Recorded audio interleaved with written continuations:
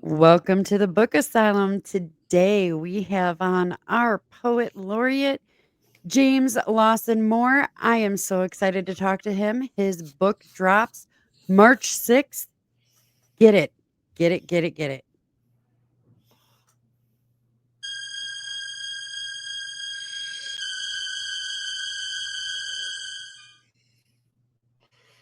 James Lawson Moore, thank you for coming back to the Book Asylum. I am so excited to see you and talk to you about your book. Now, the day that we're recording this is March 6th. So it dropped today. It And did. I am so excited for you because this is number 2, right? This is my second chapbook with Alien Buddha Press. Awesome. Yep. Awesome. Shout out to Alien Buddha Press because they've taken you on, and I remember you and I talked the last time, and you were so excited about getting in with them and everything like that. So I'm really excited to see the things that you're gonna do for us. Um, Last time we talked about, a little bit about you had your other book and stuff. I want to talk about this book. Okay. Um, I even and, I would love to have you read one Yeah, I out can of do that. there, a poem out of there because you're this is a book of poetry, right? Is that what Yep. a chapbook is? Is only Well, poetry? okay. So a chapbook can be fiction too, but so a Okay. chapbook is just a tiny little book. Here I can show you. Like it's just a thin. Ah, okay. See how thin it is. Yeah. I as far as poetry goes, poetry chapbooks are under 40 pages of poetry. Okay. Usually between 20 and 30 pages of poetry. Full length collections tend to be like 45 pages and upward. Oh, okay. Um, I didn't so know that. You yeah, taught me something today. so chapbooks are just tiny little books. Um, and I've seen fiction chapbooks too. Usually they'll just little books that have one little story in them. Okay. Um, Ronald Kelly, I mentioned him last episode. Yes. Horror fiction writer, one of my favorite writers, great guy. He has a couple of little chapbooks of his stories that he put out. Um, Cool. yeah, so I'm gearing up to have a full length at some point with Buddha Press, Aaron Buddha Mhm. Press, and that book would be I want to say 110, 120 pages. So you So have that many poems? well, that's just how many pages the book's going to be. That won't be that. I think So that some of your book. poems are longer. Okay. Yeah, yeah. Okay. So I do have some poems that are like 4 or 5 pages long, depending. Wow. And then some that are like half a page. So it really just depends. So this is kind of giving me a whole new I mean, like last time you opened my eyes about poetry as well, but this kind of gives me a little, because I always thought it was, poems are they don't necessarily have to rhyme, that I know, but it's more of like a one pager, just a short kind of essay on what you're going through at that time or, something that you felt it's all feeling based and something you felt Yeah. really passionate about. So what are the 4 and 5 page ones? Those were like the title poem for my last chapbook, Our Lady of the Locomotion, Mhm. was I mean there was a lot of imagery and a lot of feeling in that, but that was kind of that kind of told a story in that poem. And I kind of fictionalized um a real life event. If you go up near Amelia County, Virginia, on the way towards Mecklenburg, which is where I currently live, Mhm. there's a railroad track, and crossing the railroad track is a driveway, and someone had put a stone monument of an angel there, and that's where a young lady, and I think it was just before her wedding day, had unfortunately lost her life Oh, because of a train. yeah. Train wreck. Sorry to be a downer on the podcast, Right. but Well, I mean, I think a lot of people associate poetry was sorrow in the first place. Right. Well, and I do write some soulful, heartfelt poems in that way, but I also write about joy. I've written about um I've written some religious faith ones where Interesting. I both on the pro and con side because Yeah, I grew up Southern Baptist. I grew up yeah. son of a preacher and stuff, and I struggle with faith. Mhm. There are things about organized religion that I struggle with. Right. Um, I once told somebody that I'm as close to being an atheist that a Christian can get without the idea of I I can't bring myself. understand that Yeah, completely. I can't bring myself to say I don't believe in God, but Right. that's that I but I still identify as Christian. So I've written poems about that philosophical thing about is there a God? What is God? What is the Wow. I've You're read deep. I wrote a poem. I wrote a poem based off of um, talking about the musician Prince,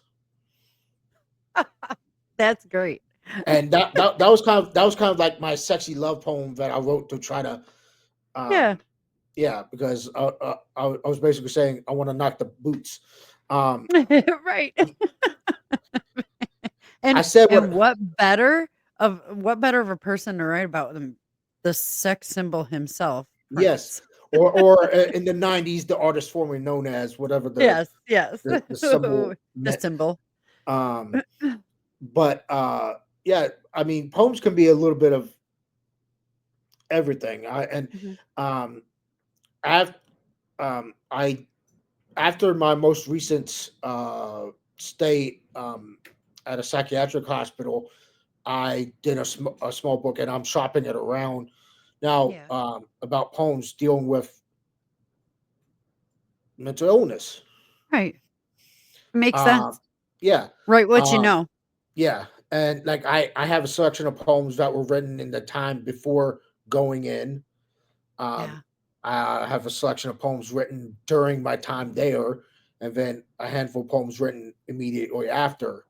Wow. So So this it's like, is just kinda like oops. This is just kind of like, you kind of you literally are pouring your heart into this. yeah, yeah, pretty Wow. much. That's that. I mean,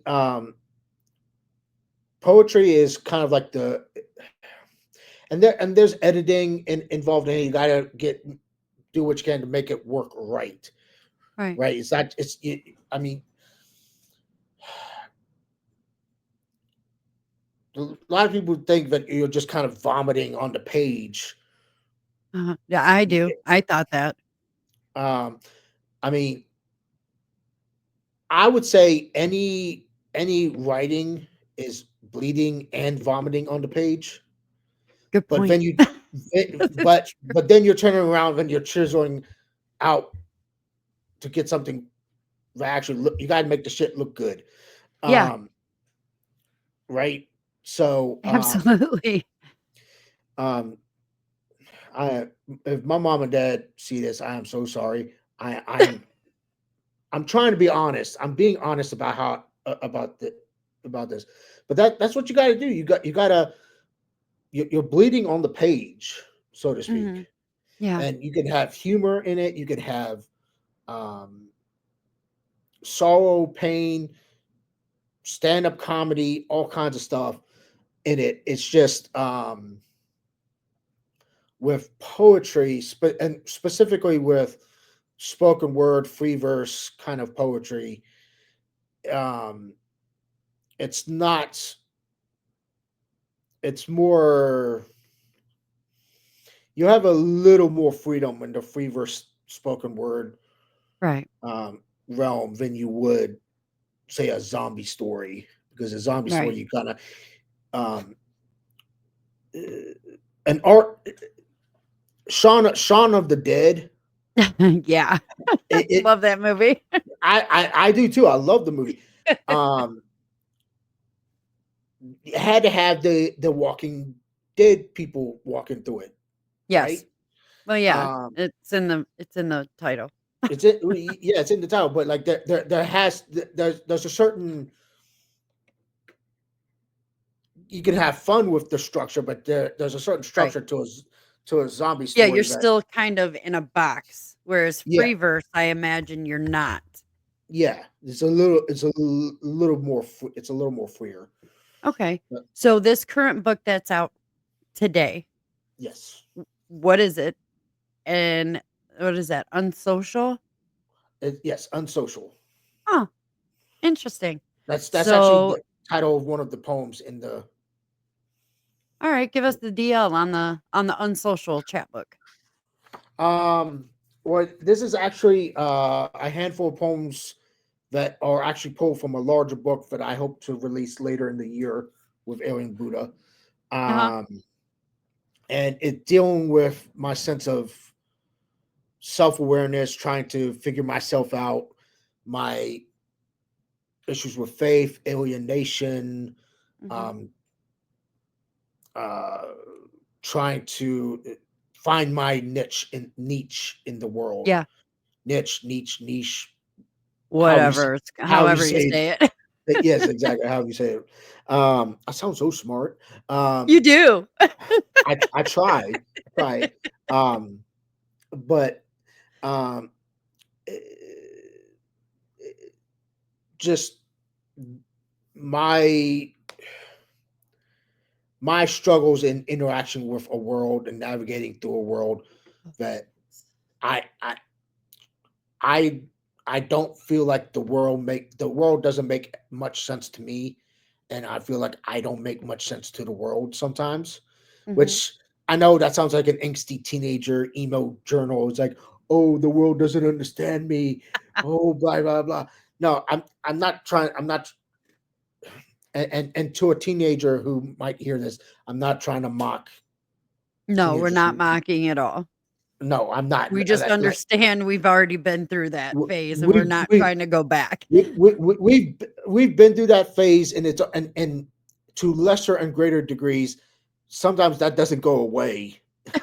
True. So, And like, and I don't care who you are because, I mean, there's some days where I look around and I'm like, "What the hell is going on?" I'm so yeah, confused by just everything, and then I'm like, "This must be what my parents felt." yeah. And Well, I'm sure everybody goes through it, but I think you being able to put it into a beautiful art form, I think that is just that speaks volumes. And, you could have gone a whole different way with it, but instead you chose to channel it and do a chat book. You chose to channel it in your writing. And that to me is just that's way smarter than what most people would do. Most people would either drink themselves to death, I have a terrible relationship with food. I love everything that is I processed do sugar too. on the planet. And, so that I eat my feelings. There's other people that, have their own vices, but you went the opposite way and you used it for this. And that I think is commendable. Well, I appreciate that, and um, I mean, and I still struggle with the junk food is my thing, of course. Oh, yeah. Uh, I Give me I all the little Debbies. Oh my gosh. The cosmic brownies, the Oh my cosmic god, we brownies. just got done with a box yesterday, and I'm like, "We need more." Yeah. We really Or don't. I love the cosmic brownies. Yes. And I have an addictive personality. I know that for a fact. Mhm. And me and cigarettes in my early 20s, I was addicted to cigarettes for a number of years. And I was a server for almost Oh, 3 years. And when you're a yeah. server, you can't quit cigarettes because smoke breaks told No, me you cannot. People stress no. you out. And I worked at a place that had a bar, so I know if I didn't quit that Oh, job, I would have become an alcoholic on top of yep, it. that was next. And I'm not and I'm saying that with some humor in my voice, but I'm not joking. 100%, yes. I am not joking. I would have become I was so miserable. Yeah. And some days I'm still miserable. Mhm. Oh, And I'm not yeah. gonna. I get Like it. I'm unbearable some days, and I don't know why people put up with me some days, but I try. I Right. try. Um, and hopefully I'm getting better. But yeah, I mean that's all that kind of stuff gets, and we were talking about college, doing college stuff, Yes. and I'm all for writers getting a college education, and getting into a program to where you're forced to read all these different writers. That's great, but get some life experience too. Uh, Yeah. You have to. the the great writer Joe Lansdale, my one of my favorite writers, Joe Lansdale, said, "Get a job digging ditches or work the rose fields. Do something to get some experience." Yeah, Um, you have to get some life experience under your belt. yeah. What I don't remember if I pardon me. I don't remember if I asked you this last time. What inspires you to decide to write poetry? I'm pretty sure I did, but I want to get it out there for those that may have not seen the last podcast. What inspired you to write poetry? Was it just, you just, feeling the way that you were feeling, or was it no, I think this is my jam. I think that, yeah, I could write books, but that kind of seems too easy. Let me know what was your thought process? Well, ever since I was a little kid, I've all like when I was a little kid, I did my own little tried making my own little comic books and Mhm. wannabe movies that were derivative of superhero stuff I've seen and whatnot. But the eighth grade, when our English teacher made us do a poetry project where we learned the different styles of poetry, and then we Mhm. had to write our own poetry. And after that, and as I got into high school, um, like a typical high schooler, I wrote hundreds of bad poems in high Yeah. school, Yes. and then Think we and all then did. yeah, and then before I transferred to a 4 years college, I went to a community college near me and did some of the local poetry festival, poetry readings and stuff, and I was just hooked. Just the And love.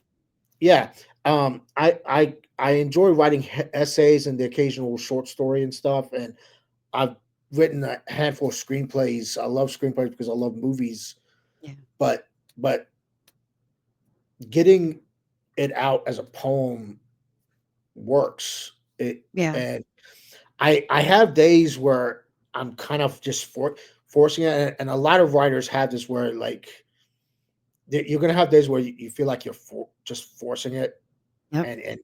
and it's pure dog. Yes. It's dog shit. You can say Yes. it. Well, I am trying to clean up my mouth a little bit because I know my mom and Yeah, dad are. wrong podcast for that. um, no, I curse like a sailor, buddy. no, I'm trying to respect my parents a little bit, but mom, dad, Sorry, mom and dad. yeah, yes, the dog shit. Um, uh, I'm, uh, but no, when it comes out right, when it Mhm. comes out right, um, uh, that feeling of accomplishment, I feel like I've sculpted something out just Right. right. Yes. Um, the poet Allen Ginsberg, he was one of the beat poets from the 50s and so forth. Um, he was actually an important figure in the 50s, because his work was important for an obscenity trial that helped with First Amendment rights. I don't like some of his stances on stuff later down the road, but we're not going to get into that. He was taught, because he supported some things that I'm just like, but Yeah. uh, but he talked about, he, he compared it to word carving, finding the right words, finding the right rhythm.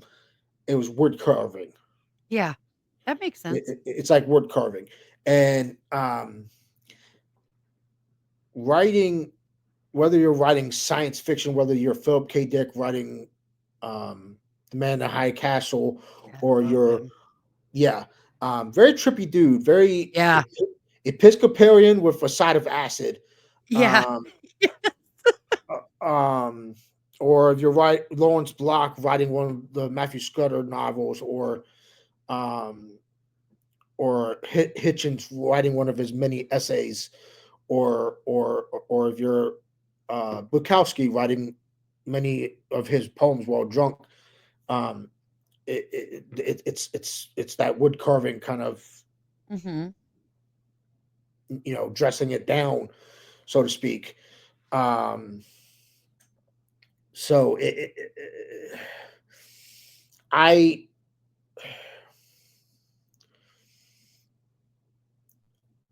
I'm You so just fell caught. in love with it. Yeah, I fell in over it, and I'm so caught up in what I do that I kind of have to get outside of my own head, because other writers do other things, but it's just as valid. But Yeah. I'm so caught up in what I do because this is what I do, right? So it's Mhm. like, but what other writers do is just as valid for them Right. in the same way, Yeah. because and we're not really in competition with each other at all. I mean, there's enough to go around where everybody Oh, can yeah. find that, because uh, I I know for a fact that there's just as much crossover between the people who read your zombie books and people who read my little poetry chapbooks. I know that for a fact. Oh, yeah. No, I have no Um, doubt. just like there's plenty of people who read Christopher Hitchens's God is Not Great, also read C.S. Lewis, which From that's not a, the Narnia. yeah. Um, so uh, and and I like having a world where it's like that, having that crossover, because if you stay so rigidly in your, as far as a read, talking purely as a reader, Mhm. if you say so rigidly within this thing, that it just doesn't work. It doesn't Right. work. A lot of people have I mean, it's never I don't think it's ever really gonna be that way for people because people have different interests. Yeah, And, yeah, they may really like the zombie genre, but they're also probably gonna be reading some horror. yeah, Or, me myself, I love horror, I love zombies, I love sci-fi, and those are my 3 go-to, but when I was younger, I did my Dean Koontz and my, James Patterson, I did the psychological thrillers. I did, the weird I don't even know what to call Dean Koontz anymore because he did so many different books. He was, yeah, paranormal, he was thriller, he was mystery, he was, and I think it's just people go through a phase. And when I yeah, was younger, I had my poetry phase. They were yeah. terrible, but still, I had it, D- but I Dean, agree with yeah, you. Dean Koontz, who is one of my favorite writers. I have Love mo- him. most of his books. He has monster horror books, and he has Yes. like he has some of his, like the first handful of books he did were Ace Double science fiction books. Remember the Ace Doubles, Yes. where you flip it over and it's, yeah. Yes. He did those, and he had a half dozen pen name pseudonyms, and wrote Yeah, like he did. thrillers, and he did this one novel called Night Chills, where Yeah, it I was read all that. about, yeah, all about brainwashing and subliminal messages. Yeah. Really went after the advertising. Really crazy stuff in there. Yeah, Like, he's the one that inspired me to be a that I wanted to be a writer at yeah. 14. I was like, "I wanna be an author. I would love to be an author." And That then I'm that like, "Oh, you don't make much that money being an author." that is a great book though. It Night is. Chills. Great. My other favorite from his was, there was Hideaway, Oh, where I there haven't read was that one yet. the oh.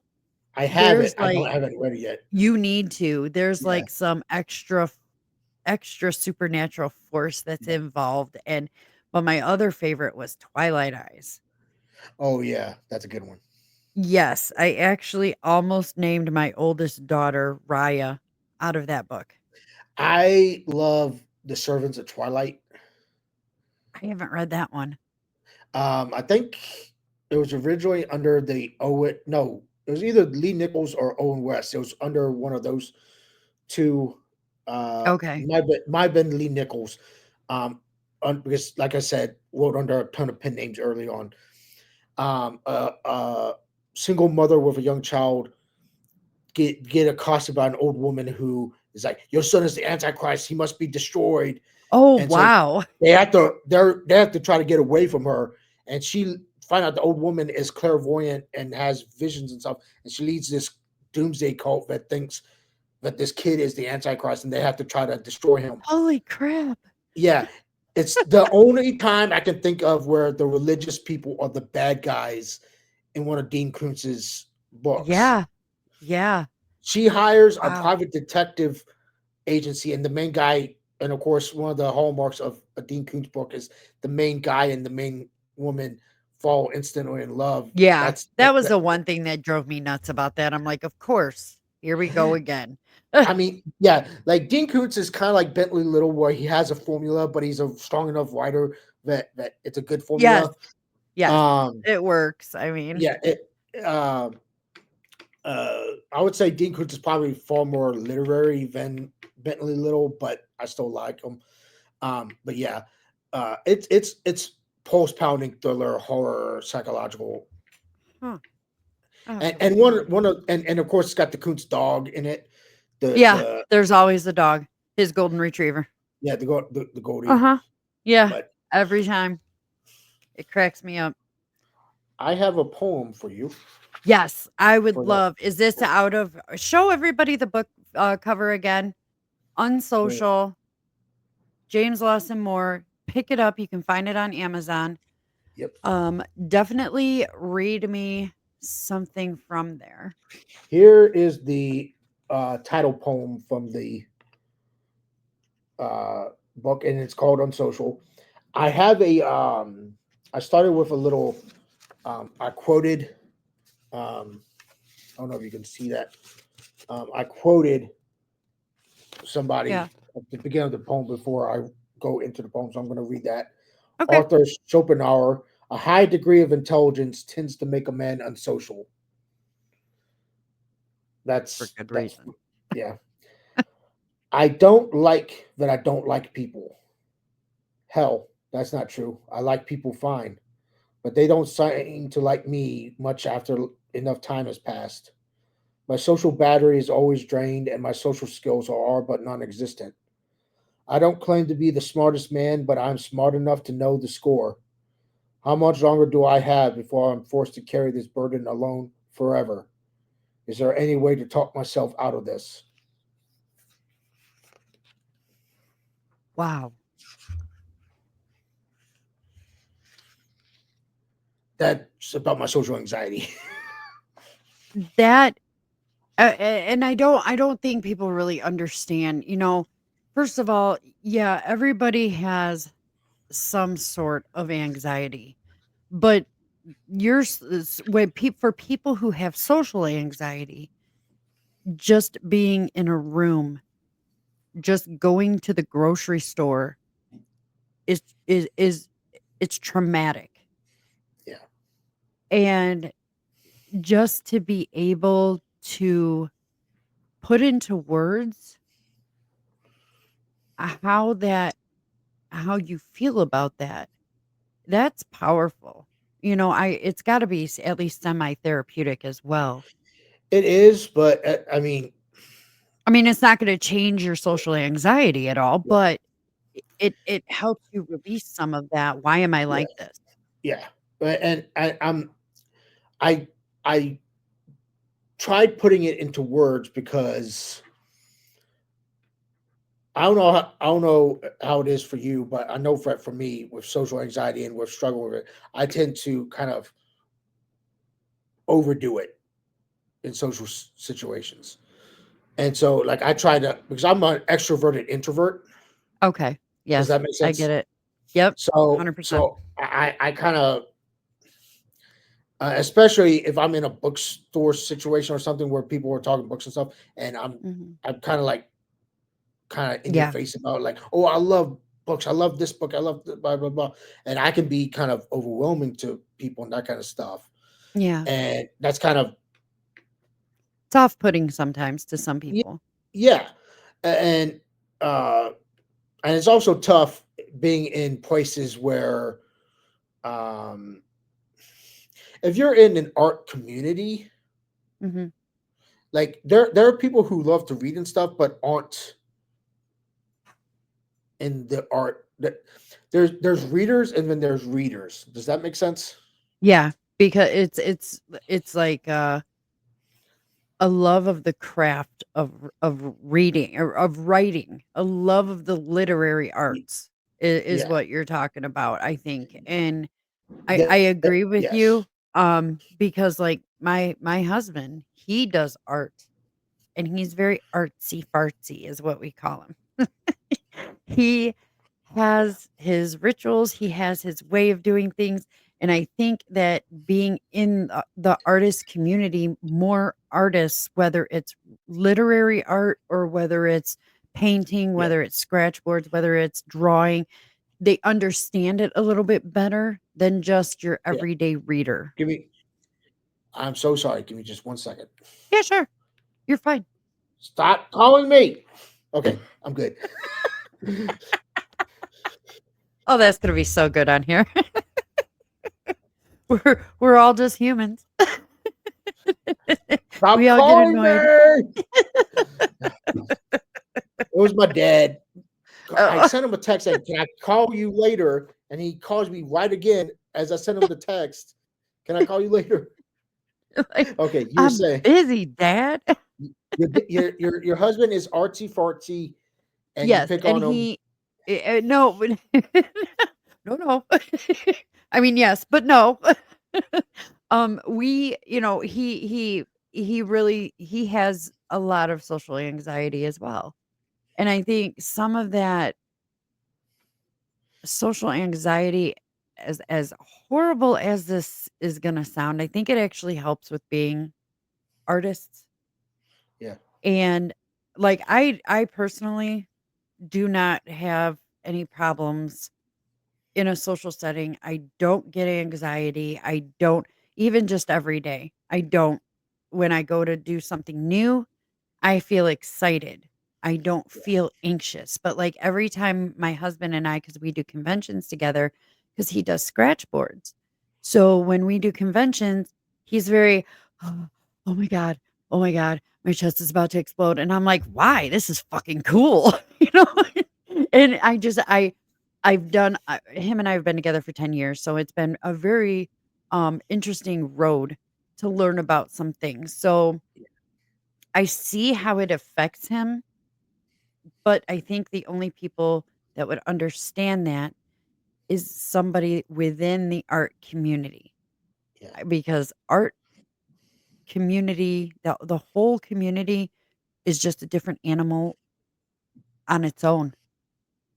So I think a lot of people, if you consider yourself an artist, whether it's literary, whether it's pictures, whether it's drawing, I think that a lot of people feel much better with their artsy-fartsy friends yeah. than just being out in normal, regular, everyday, going to the grocery store society.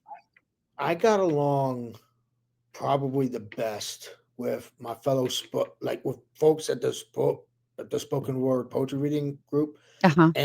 and with actors. People I when I was in community college and I took improv and acting. Okay. That makes Uh, sense too because they're playing a role. yeah, and I'm what I'm about to say. I'm going to say in the most loving way possible. They Do get it. it because they're fellow weirdos. Yes. Yes. They're fellow weirdos and oddballs, Mhm. and the normies just don't get it. I feel this. not because I write books, but because of my religious faith, because Yeah, of the faith that I have chosen, which is paganism. I'm a weirdo, and I believe that these things, rocks, crystals, yeah, whatever you want to call them, I believe that they have properties that draw certain things, like this is supposed to be love and friendship, and people are supposed to just it's good vibes, all that stuff, because that's it's a rose quartz. So anybody who says anything about crystals or rocks or anything like that, I'm like, oh, kindred. yeah, Yay. You know, I'm because yeah, I'm a weirdo. yeah, I carry rocks in my purse, for Christ's sake. I am a weirdo. I'm just yeah, a different weirdo, but I get that, because you're like, "Oh my god, friend. Yes, yeah. I feel safe." I feel like a weirdo in my faith because I'm a from the Southern Baptist Yeah. Christian deal, but there's we talked before about the country being divided. Mhm. My my religious background is divided too. Yes. I think Um, everybody's divided at this moment. yeah, and I come from I'm very much what you would call progressive Christian. Uh-huh. I think that you've heard me That's a talk. good it's a good label. Yeah, and so I feel like an odd duck on that, and I'm listening to some people on a certain type in their in how they express their Christianity, Uh-huh. and not I don't want to be insulting or anything to people of that Oh goodness. persuasion. Hold on. Sorry. Somebody rang the doorbell at the house. Apologies. No, it's all right. Oh, I'll mute my mic so you can continue. No, you're good. But certain Christians of a certain uh, type, I hear them speak, and I'm just like, "What? That doesn't sound like blessed are the meek to me. That doesn't sound like giving unto the poor or healing the sick or whatever." And Right, it doesn't um, sound like it aligns with the values that you claim you have. right, Yeah, and um, and it's like, look,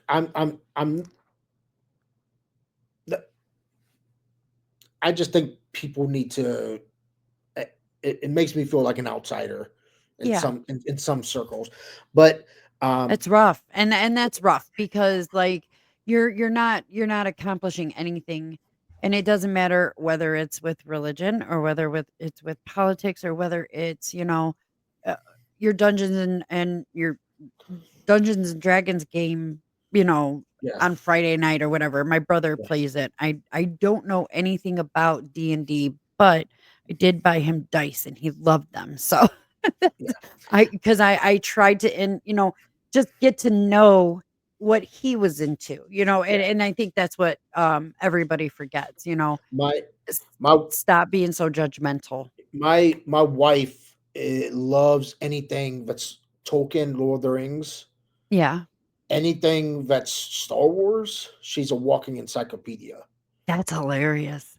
I and people like that are so interesting to me. yeah, when it comes to anything that's those things, and so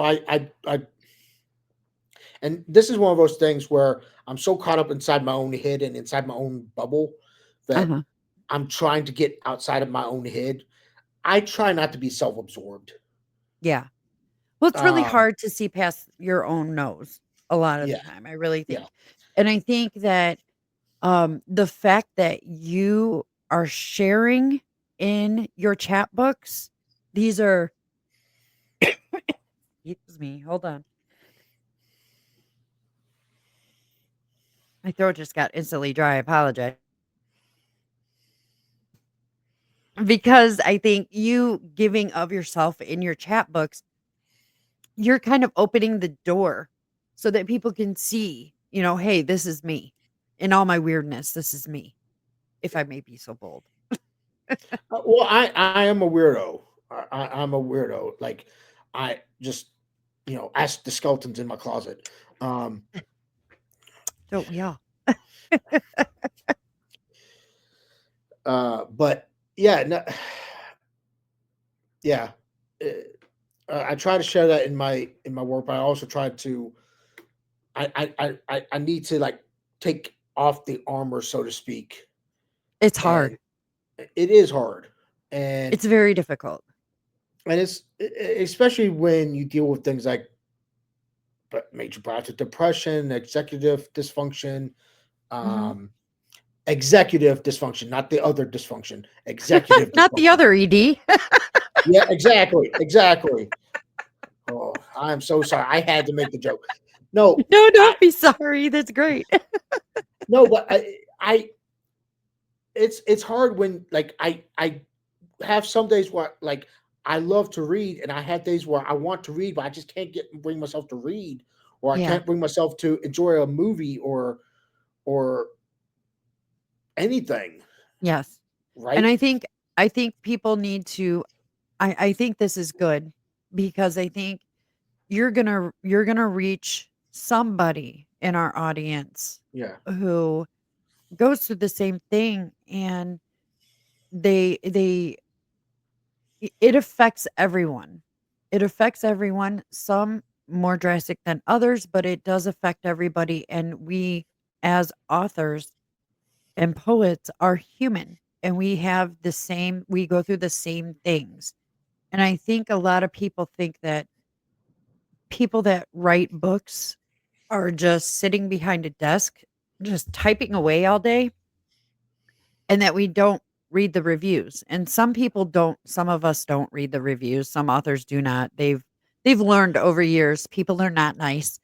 Um and yeah, instead of like cuz we there's always a way to reach out to us if you don't like something or if you have a question, and people don't do that. Instead they want to trash you on Amazon or on some review or make a Facebook post. And it's just too easy to be a keyboard warrior nowadays. yeah, But there's a real human being behind that book who yeah, wrote that, who has feelings, who has yeah, days where it's a chore just to get a shower. yeah, And a lot of people forget that. And because they're not looking past their own nose on their face. And, I think people who have been subject to that kind of nastiness from others, we understand it a little bit more because we wish yeah, that somebody would we're a little bit more respectful of others because we wish yeah, somebody would have given us that respect. So, yeah, I think this is good. I think this is it's good to be um it's good to be vulnerable yeah, because, people can see, oh, everybody goes through this and it's not just me. It is not just you. It is, this is something that others have varying degrees. The degrees of it vary, but it's still very important. Mental health is extremely important. and And sometimes especially in men. sometimes you just need Yeah. Yep. That's a some great fresh picture, air. by the way. I Yeah, know you're at a library, but yeah, that is a really nice picture just to kind of lose focus on, look at and kind of lose your way in. cool fact. So the library where I'm currently sitting, the Uh-huh. Boyden Library, this particular building that houses the Boyden Library, at one point housed the courthouse for the county seat of Mecklenburg. Whoa. I wonder if it's haunted. Maybe, but so there was the library was once housed in a smaller building, and this particular building housed the courthouse, and there's still a courtroom set up and another room Oh, that is across. cool. Yeah, That so is so cool.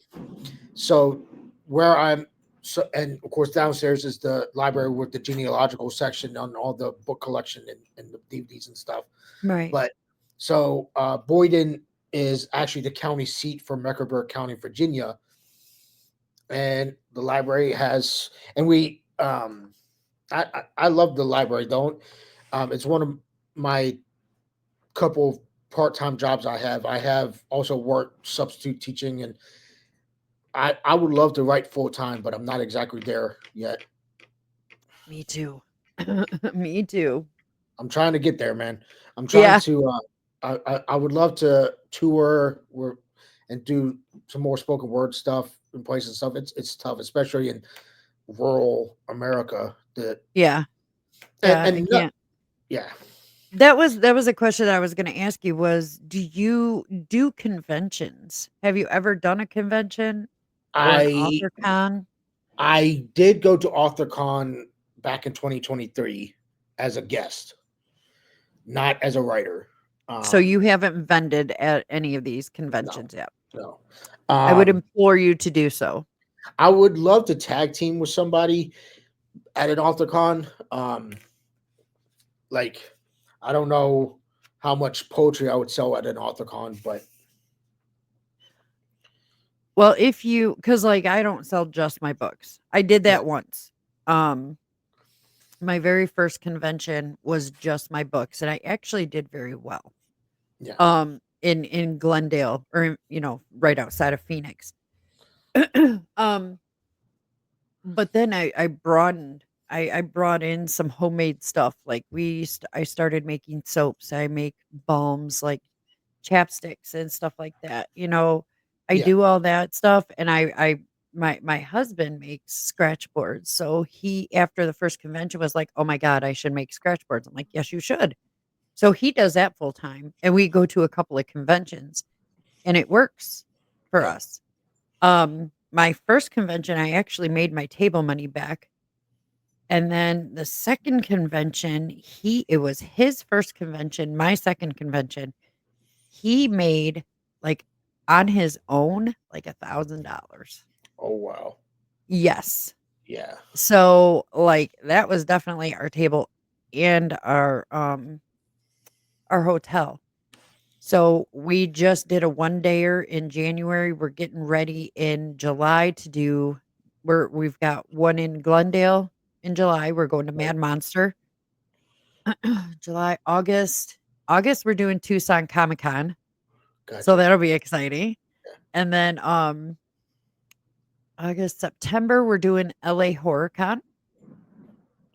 And then which is at the LA Convention Center Yeah, in September, out in Los Angeles. And then we are doing um, Horror Fest in October. So we have managed to go from 2 to 5 in a couple of months, and it's a great ride. I absolutely yeah, enjoy doing conventions, and so if you can have something else there, yeah, not just your books, if you had like a homemade thing that you did, um, whether it's like etching or wood burning or something like that, yeah. or, even just making balms and chapsticks and stuff, or soaps. I'm telling you, it's cool, to have a bunch of different things at your table. And then I'm like, "Oh yeah, I forgot. I'm an author too." And so, I but I well, I sold quite a few books. my wife crochets, so I might get her to crochet That some.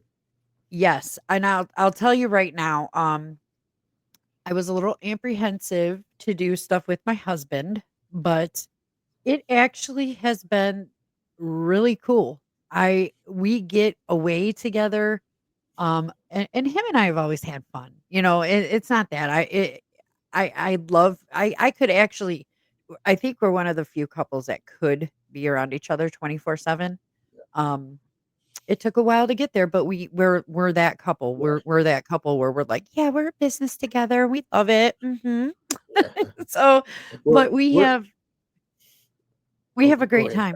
We Yeah, have No, we're no, you're fine. We have a great time. So that might be something to kinda, I don't know, we're get still you t- 2 we're to still we're still 2 years in, so we're still butting heads somewhat, but new. Yeah, I see. yeah, But this um, might be something that's really, yeah. great family time for you and her, and it might work. Everybody loves crocheted shit. They oh, they like their shit crocheted. Yes. Have you ever seen a crocheted turd? That'd be hilarious. If she could crochet a turd and stuff it, be like, "It's your crocheted shit." Rochelle, I'm sorry, and I love you very much, baby. I love you No, too. I just think Uh, it's a great idea. no, she does great stuff sewing, and she's a great painter, and Look, she has I paint. had a lady who crocheted dolls and sold them for $100 at a See, convention. I'm trying to. I want to encourage her artistic ability. She's talented, and she just doesn't see it. And Give her my number. We'll have a talk. we'll do. We'll do. Well, I wanna we're our time is up, and we've been on for, like, an hour, so Yeah. I wanna let everybody know, James, show your book again. Where can we find you? The books just dropped on Amazon. Unsocial. It's poems by James Lawson Moore. It's 11.25 on Amazon, and some pretty good pieces in there. If I do say so myself, I know the guy who wrote it. Well, He yes, can't be a it's douche, but he's cute enough that he gets by with it. it's good for you to be, proud of your work and think it is good. You should. So, can we find you on Facebook or any other place? Yes, look me up, James Lawson Moore on Facebook. You can follow me, and yeah, How many, or do you do, like, signed copies where you'll send them out to people? I am looking to get some more author copies to do that soon. I'll be Okay, doing that cool. in the near future, and I'm trying to set up to do some sort of small, not quite a tour, just but kind of like a sequential thing where I can show up at different places with copies of my books. Yeah, that'd be So I'm cool. yeah. That Oh, would be cool. That was something that I wanted to do. I tried to do it with Barnes& and Noble, and they turned me down. They were like, "Yeah, we got enough zombie books." I was like, "Son of a yeah, bitch." yeah, that's why I like mom and pop places. Yeah, because Barnes& and Noble, they're pretentious. They're like, "No, thank you." And I'm And, just like, and they also serve Starbucks coffee, and Starbucks gave my wife food poisoning. So "Ugh, Starbucks is gross." I'm just putting it out there. Dutch Bros is better.